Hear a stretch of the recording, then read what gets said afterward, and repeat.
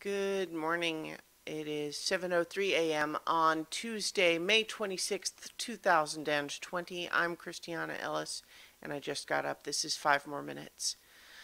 Technically, I've been up for a little bit, but what I was doing was just after taking Rocket outside and giving him his breakfast, I kind of just sat on the living room floor with him for a little while. I was doing crossword puzzle on my phone and just letting him chew on a little chew thing. He's definitely gotten into a second wave of wanting to chew on stuff, and the edge of my coffee table is a current target, and I try to discourage that. But he definitely, anytime he's kind of sitting next to it, it's basically when he is sitting, it's just at the perfect height for him to just go. And and so it's a good thing it's not a new fancy coffee table because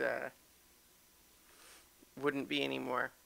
But I was working on the crossword puzzle. I've been trying to do that more recently. I think I've talked about it in these videos a little bit before, but I've definitely kind of gotten back into it. I'm doing the New York Times crossword app. One of the things that has, I think, encouraged me to do it more than I used to is I read an article that was basically in a, like a full-throated defense of looking crossword puzzle clues up when you're stuck. And basically what it was saying about it is that although there is a degree of challenge when you challenge yourself, and sometimes if you can hold off on looking it up for a little while, then you can maybe do better where you'll be proud of yourself for figuring it out eventually instead of looking it up. But the thing is, with crossword puzzles, it's not like like in theory, every time you look up the answer, you're almost always learning something, right? Whether it's what's the longest river in France, or sometimes it's just a little bit of, it'll be just a weird turn of phrase. Like lots of these things are really not going to be useful outside of crossword puzzles. It's more kind of like, oh, okay, apparently that's a phrase that the author of this crossword puzzle thinks means, is equivalent to cut the mustard. Like, all right, I mean, I guess. But at the same time, the point is that you learn something that is likely to, if nothing else, be helpful in the next time you do crossword puzzles, right? You'll start to see familiar clues or get a sense of like, oh, okay, I realize now that the clue was kind of like a pun. It was using this word in a double meaning way and I didn't realize. And then that starts making your brain think in the way it needs to think for crossword puzzles. And so I think that it's definitely something where, like, it's not, I'm not competing in a competitive crossword puzzle league or something like that where I'm cheating anybody, even myself, by looking it up, because the idea is this is like training.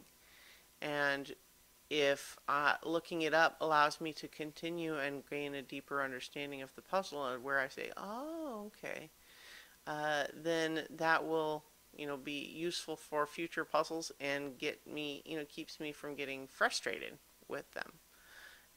So, I read that article and I was like, yeah, okay, I see that.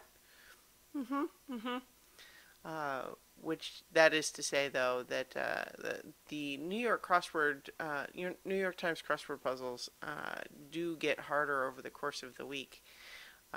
Starting on Monday, going over, to the end of the week, they get more and more difficult. But still had to look up a few of them today. But sometimes like it'll be one where like, oh, I should have gotten that, and sometimes it'll be like, no, I just, no way I would have gotten that.